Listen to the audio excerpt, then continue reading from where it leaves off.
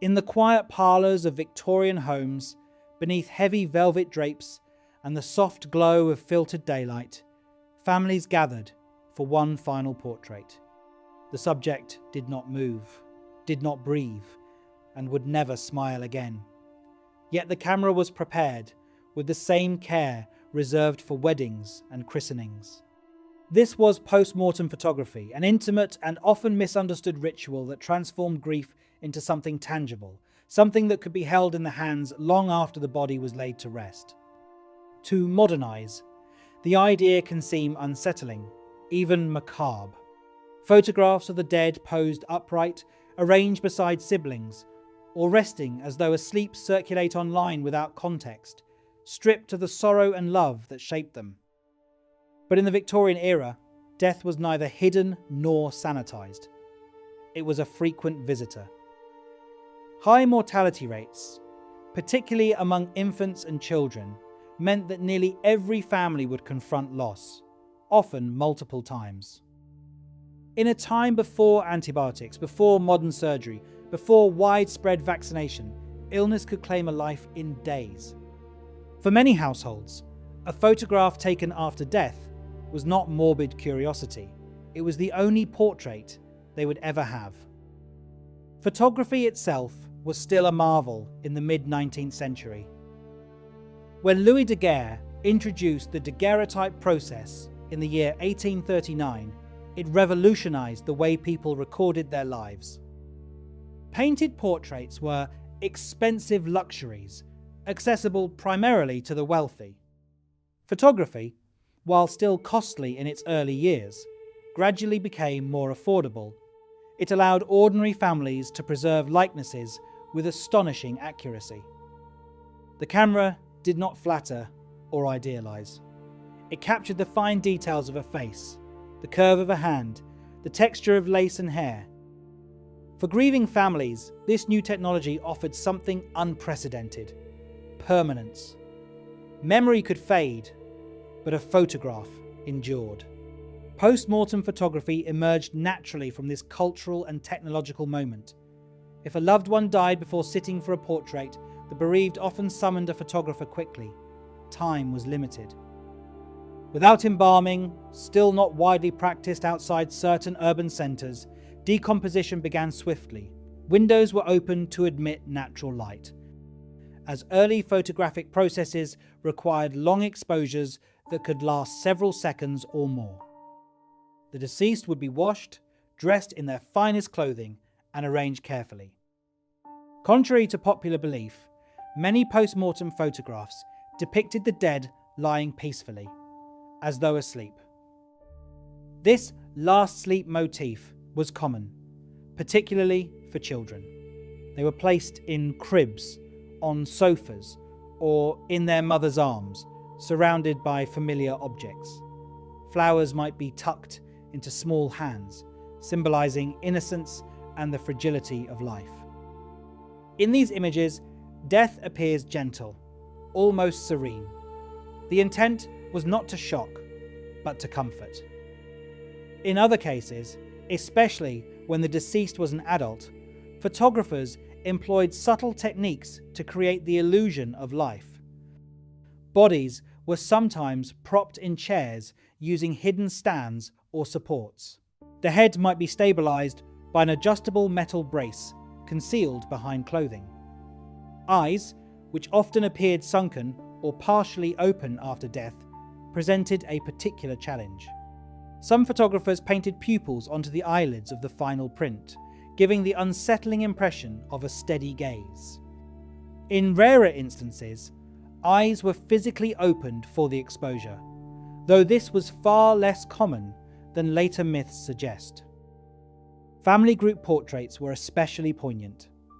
Parents might sit beside a deceased child, their expressions solemn but composed. Siblings stood stiffly at attention, instructed to remain still for the long exposure times required by early cameras. Because the living had to hold their pose for several seconds, sometimes longer, they often appeared blurred if they shifted even slightly. Ironically, in some photographs, the only perfectly sharp figure is the one who had passed away. To modern viewers, this can create the eerie illusion that the dead are more present than the living. These portraits served multiple purposes. They were memorials, yes, but they were also affirmations of love and belonging. To be photographed within the family grouping was to be acknowledged as an enduring part of the household story. Death did not sever bonds, it transformed them. The image became a focal point of mourning, displayed in albums or kept in lockets. It was kissed, touched, and wept over. In an age when spiritualism flourished and seances drew hopeful crowds seeking contact with departed souls, the photograph offered something more grounded but equally powerful, proof that this person had existed, had been cherished. The Victorian era was deeply ritualistic in its approach to death. Mourning customs were elaborate and codified. Widows wore black for extended periods, sometimes years. Jewellery, crafted from a loved one's hair, woven into brooches or rings, served as intimate keepsakes. Funeral processions were formal affairs, and etiquette books dictated the proper duration and intensity of grief. Post-mortem photography fits seamlessly into this landscape. It was another expression of remembrance, another way to navigate the complex terrain of loss. The rise of embalming during and after the American Civil War gradually changed the practice. Preserving bodies for transport allowed for longer viewing periods and more flexibility in arranging photographs. Studios sometimes specialized in memorial portraits, offering backdrops and props that softened the stark reality of death. Yet, as photography became more commonplace and affordable, families increasingly captured images of loved ones while they were alive. The urgency that once drove post-mortem photography began to diminish. By the early 20th century, cultural attitudes toward death were shifting. Advances in medicine reduced mortality rates. Death moved from the home to the hospital, from the parlour to the ward. It became less visible, less integrated into daily life. What had once been a familiar, if painful, presence grew distant and clinical. As a result, post-mortem photography came to be seen as morbid rather than meaningful. Images that had once been tokens of devotion were reinterpreted as curiosities of a darker age. Modern audiences often encounter these photographs without context, divorced from the tenderness that motivated them. Online collections emphasize the uncanny aspects, the painted eyes, the rigid poses, the juxtaposition of life and death in a single frame. But when viewed through the lens of Victorian culture, the practice reveals something profoundly human. It speaks to a universal need to remember, to hold on, to resist the finality of loss. There is also an undeniable artistry to these images. Photographers had to work within tight constraints, balancing technical limitations with emotional sensitivity. Light was carefully managed to soften features and reduce shadows. Hands were positioned deliberately, sometimes clasped in symbolic gestures. Compositions were arranged to create harmony rather than horror. Even in grief, there was an aesthetic consideration, a desire to present the departed with dignity. Some historians argue that post-mortem photography was less widespread than popular imagination suggests. While certainly documented and meaningful, it was not an everyday occurrence in every household. Surviving examples may create the impression of ubiquity, simply because they are so striking.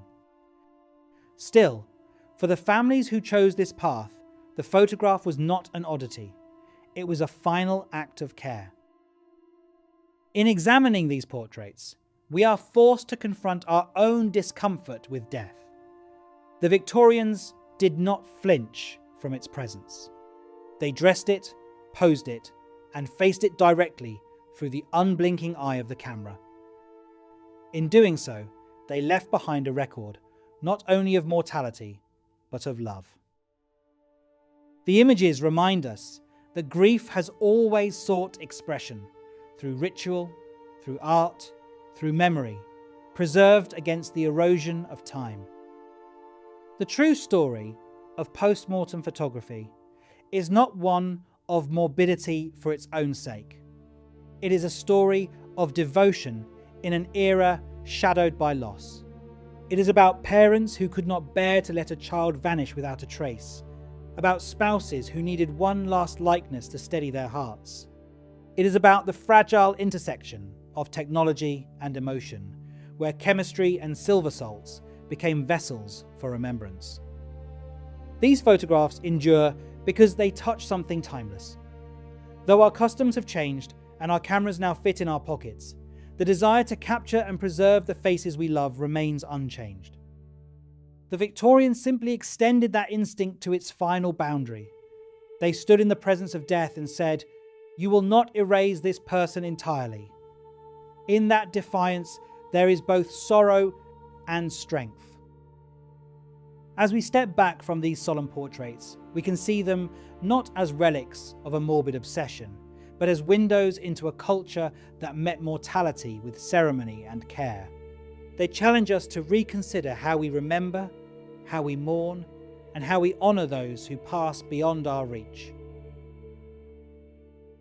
If you found this exploration into Victorian death rituals fascinating, do not forget to like, subscribe, and share. Join us again as we continue uncovering the mysteries where history and the unknown intertwine.